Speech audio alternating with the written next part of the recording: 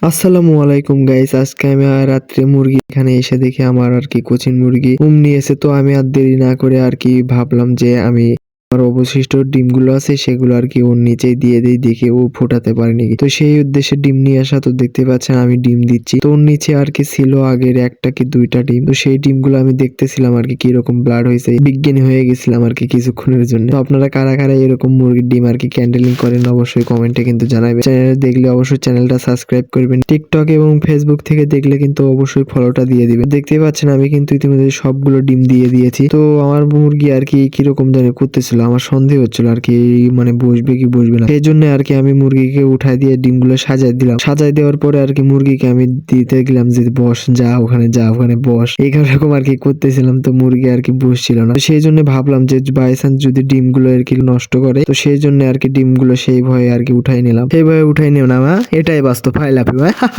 যাই হোক, একটু মজা করলাম। আপনারা সবাই ভালো থাকবেন। আল্লাহ হাফেজ।